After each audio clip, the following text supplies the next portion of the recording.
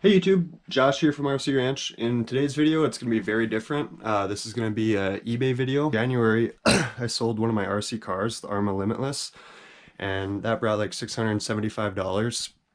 And I wasn't the happiest with it, but it was very easy, and there wasn't as many fees and hassles as I had originally thought.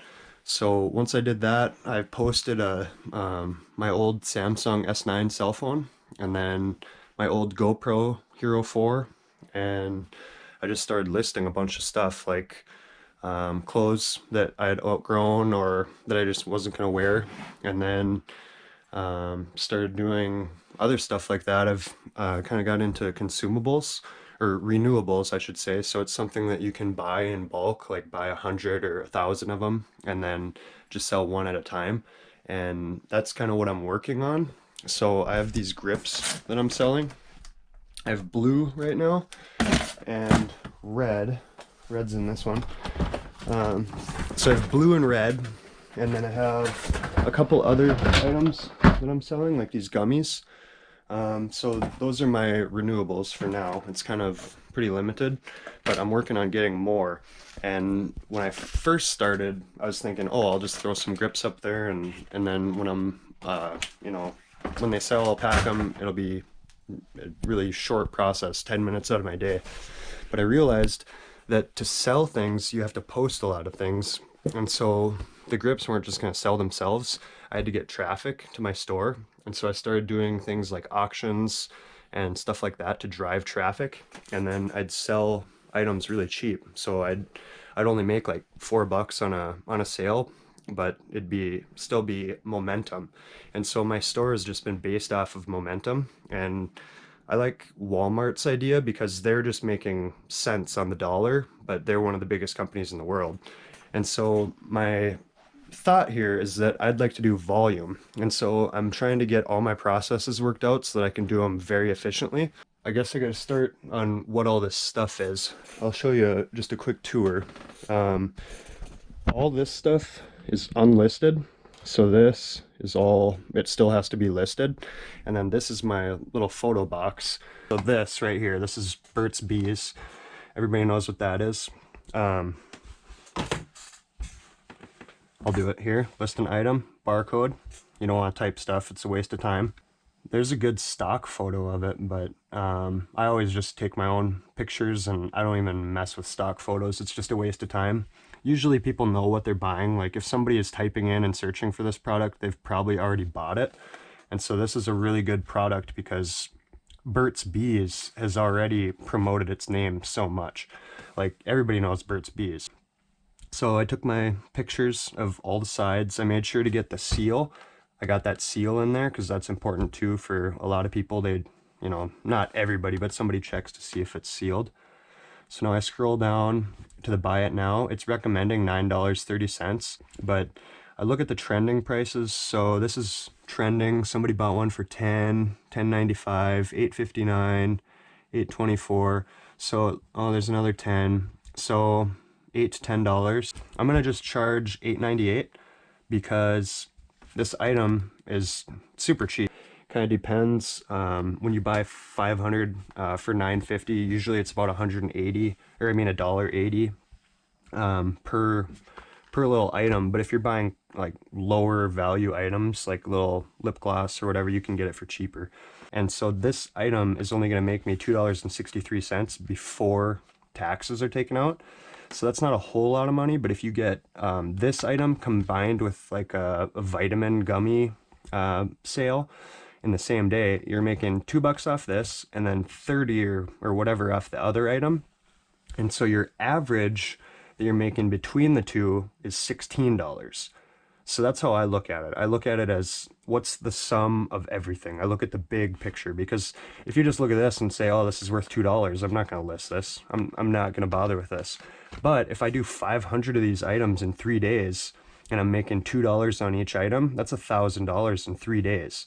And that's not to mention all the sales that it's driving, because if you have a store like Walmart where there's people coming and going to buy little 99-cent or $5 loaves of bread or whatever, they're going to get some milk. They might see a TV they like. You're going to get them on a big sale too. And also when people go grocery shopping, they do buy like 100 different items where Walmart's only making maybe 10 or 50 cents on each item, probably 10 cents on each item. And so they're making like maybe, I don't know, 5-10 bucks off your grocery trip, but they have 1,000 of you. So they're making like $5,000 to $10,000 each day. So it doesn't seem like a lot, but everything adds up, and volume and traffic are the number one things I've learned on eBay. You want to have volume and you want to have consistent traffic. If you're jacking your prices up, like right now, as you saw, there was one for $10.98. I would rather make the $2 within the next month than sit around for 3 months and make $5.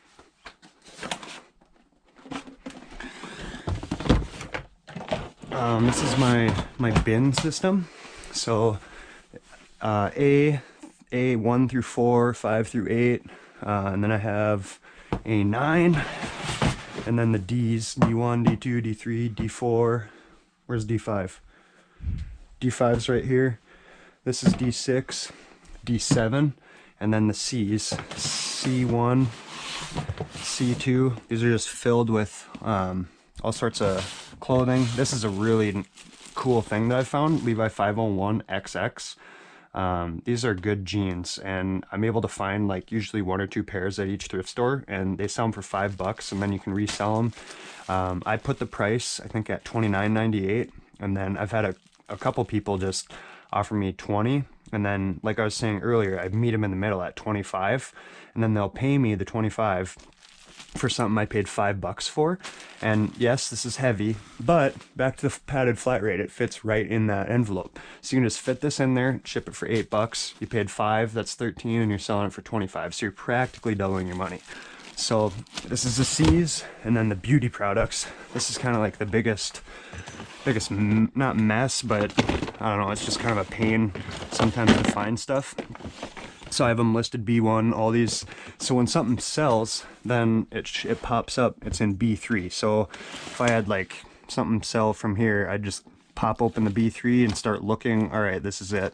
Throw it up here, slam it in a box, and good to go. So I'm gonna show you how I ship stuff really quick. This is all my shipping supplies.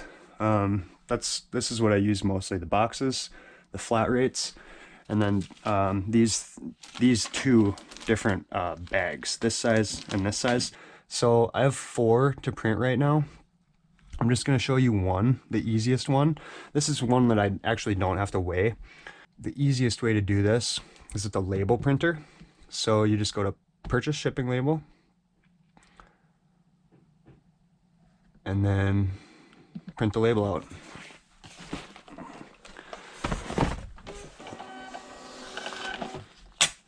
And dang, I already forgot.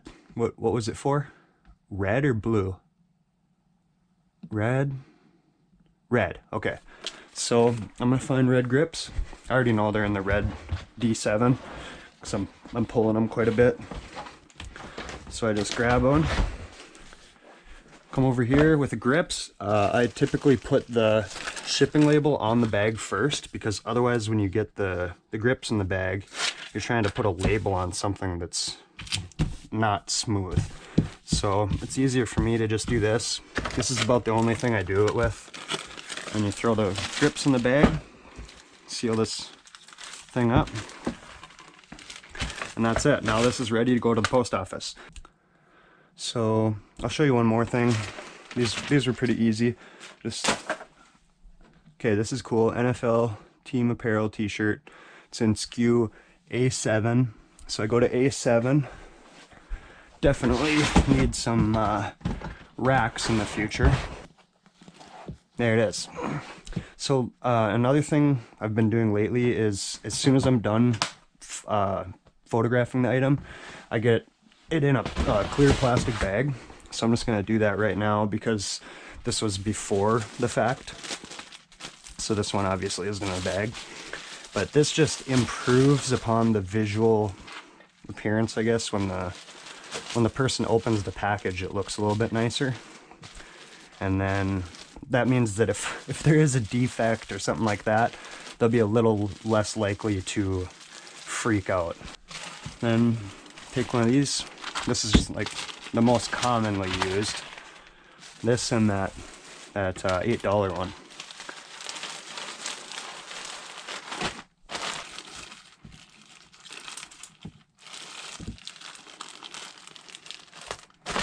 Now I throw this on the scale and it's 7 ounces. So you round up. That's really easy. That's the shipping. Next order. I'm gonna do one more just to finish this off. Okay. This is a good example of the padded flat rate. So this is something I sold for $18 and that envelope is $8.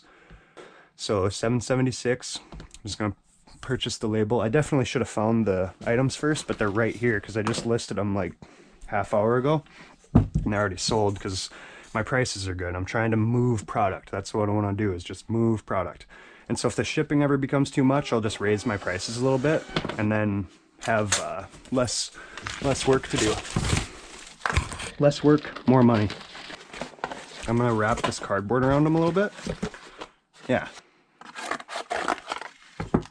And then might as well just throw a piece of foam in there too to make it really appealing when they open it. Because that's a big thing.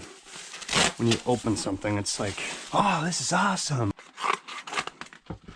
So you don't have to do all this extra crap. I could have just bubble wrapped them in foam, but this is better.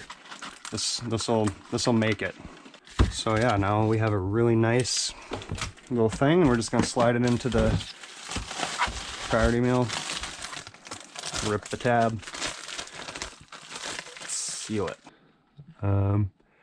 Yeah, so I guess that's gonna wrap up the video here. I'm sweating from having the GoPro on my head the whole time, but yeah, this is my store. I have some cool stuff. About the nicest thing that I have right now is this pair of Nikes. They're worth like 50 bucks. I don't know. Everything is super cheap. Everything is meant to be gone like that. Another thing that I sell is like these food processors. This unit is probably 25 years old. So if somebody is putting this piece on and they break that little stem right there, this stem, you just break this stem. Would you rather buy this stem from me for 15 bucks or replace your entire machine? Obviously, you'd rather just buy this stem. So people have been buying these things like for $13 to $15, and this whole unit is like $8 or $10. So when they buy this, it pays for the whole thing, and then you still have this to sell, all this accessories. I've already sold some stuff out of here, but you get the point. You know, I'm parting stuff out. Here's another food processor. I don't think I've sold a whole lot of stuff from that one. This is my best seller, so I've been on the lookout for this 2500, FP 2500. I've sold a bunch of stuff out of this one. This one's kind of looking ragged, but yeah, that's my store. I'm trying to keep it streamlined on clothes and the beauty products, but I definitely go out of bounds sometimes. Like if I see printer ink or something like that, I'll pick it up. But yeah, that's the store. Hopefully you guys enjoyed. Hopefully this video isn't too long. This is my little map I keep track of. This is from the 1st of March, and it just keeps going up, the number of sales and the dollar amount per day. My best sale day was the 18th, Thursday the 18th. I think this is when everybody's stimulus checks hit, is somewhere around here. So this was definitely a boost, but I had some other good days like this Friday, or two weeks ago. Friday was good.